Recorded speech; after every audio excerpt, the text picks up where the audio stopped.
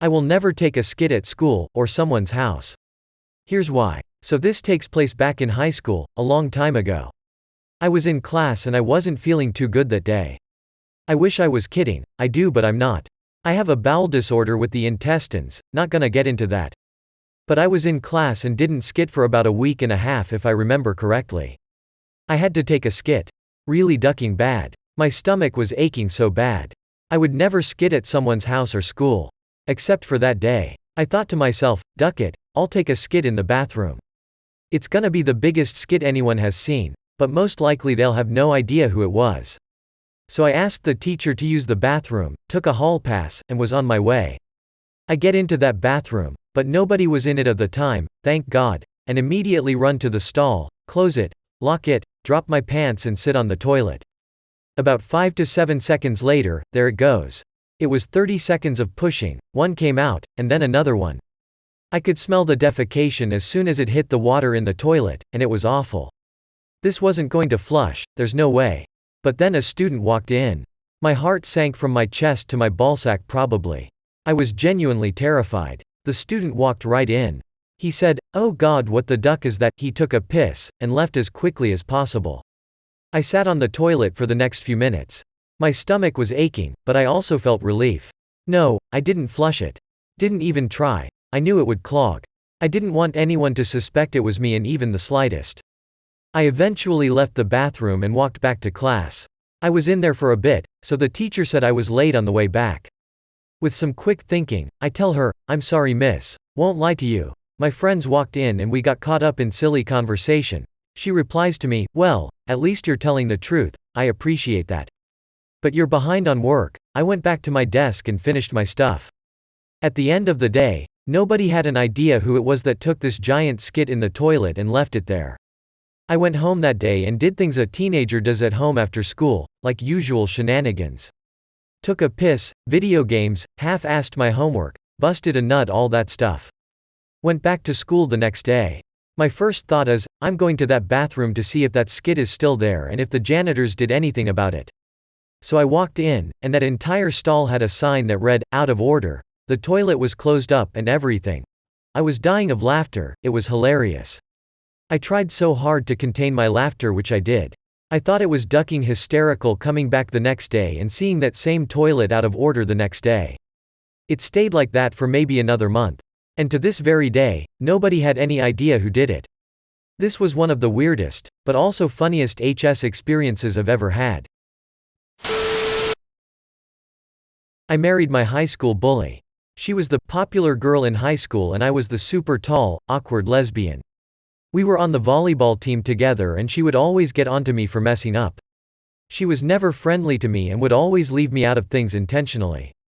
I hated her personality but always had the hots for her and fantasized about her despite her treatment of me. She was beautiful and everything I wasn't, cool and confident. I was 1 year above her throughout high school. I graduated in 2015, and she in 2016. During my senior year, I made some big plays during a big game and she sort of began warming up to me. After school one day, I walked past she and her boyfriend as they were getting into a huge argument. He was getting into her face and nobody else was around.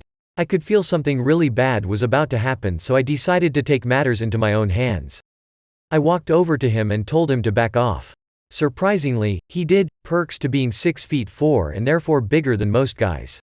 He called me some choice words and went on his way. I asked her if she was okay and she immediately thanked me for interfering. I could tell she was shaken up, so I offered to give her a ride home, which she accepted. Turns out she lived just down the street from me. She thanked me again and thus began a friendship. She apologized for the way she had treated me, saying she was just playing it up for the other girls and that she had matured beyond that.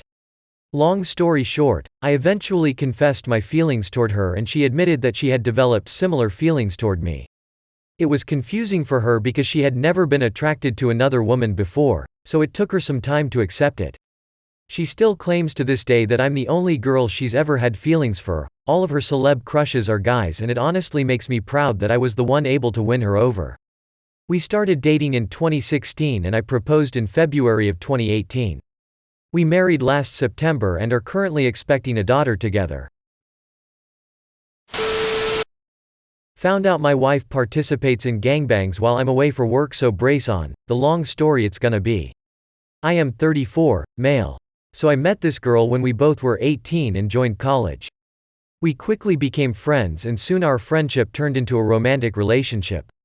She moved in with me and I looked after all her expenses since then. 4 years later, I got a job in an oil company in the Middle East. Seeing how our lives gonna be for the next couple of years, we decided to get married and we did.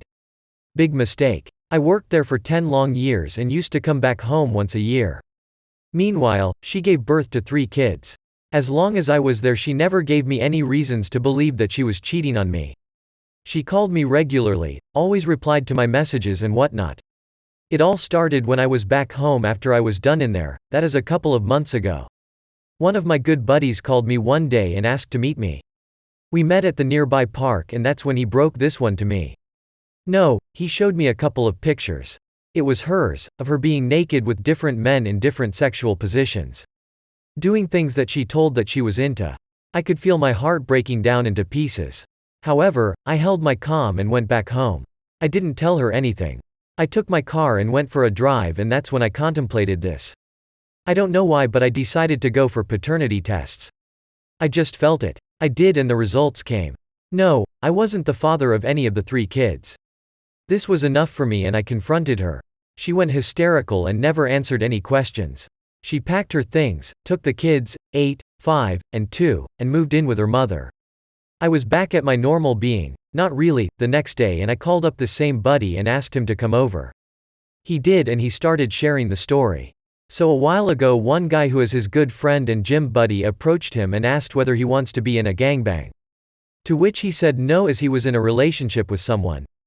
That evening, after their gym session they went to the nearby steakhouse, and there, this guy showed my friend the photo of the girl who is doing gangbang. Yes, it was my wife. Turned out that this guy was sleeping with her since she was in college, while we were dating. He knew that she got married to some poor soul, and she kept seeing him along with other men as well, mostly his friends. The thing is that she proudly boasted that she was married and used to show the ring to every guy she sleeps with and how she used to host multiple men at her house, my house. So basically, she was cheating on me from day one and my being away for those 10 years was a boon for her. Anyways, I have officially told her parents and mine. I hired an advocate, copied those pics to my pen drive, and have officially filed for a divorce. Should I tell my dad I was raped even though he'd kill him? I'm just going to cut to the chase. By the way, English is my second language. Sorry for the bad grammar. I'm 17 years old, I moved to America when I was 7 years old. At my old house, we had multiple people live there, especially the married couple and their kids. It was a mini mansion. One of my aunts I consider like my second mom and I used to love her so much. When I was around 4 years, her son, my cousin, raped me when I was sleeping. When no one was around he'd chase me around, hit me, try to strangle me, and make me scared to go by myself anywhere. His younger brother was like my best friend. Sometimes when I go into the living room he'd see me and follow me. He would kiss me and touch all up me. I've always told him, no, but my body just freezes. It felt like I couldn't move. I've kept this secret for 12 years, I'm not going to go into more details but it was a nightmare. I've told my mom last year when she called one of her sisters and was told that he had molested one of her younger sisters. It turns out that his father had groped another sister of my mom's. She has 12 siblings in total. I began crying and told her the truth. She was speechless and told me it was going to be okay. That's when I started going to therapy. My friends and some teachers know about this now because I was more open to talking about it. My dad is the only one that doesn't know about it. He ducking loves that kid. My mom told me to not tell him because he will get the first ticket back home and kill him. Back in our country, our government is absolute skit. I really want to tell him, but my mom is stopping me. He deserves it, I want to get my justice. My mom says God has it for him. Okay, when was God gonna do it? When he tied me down and punched me and told me if I screamed he'd kill me. He deserves to die. Am I crazy? Like and subscribe for more ducking content.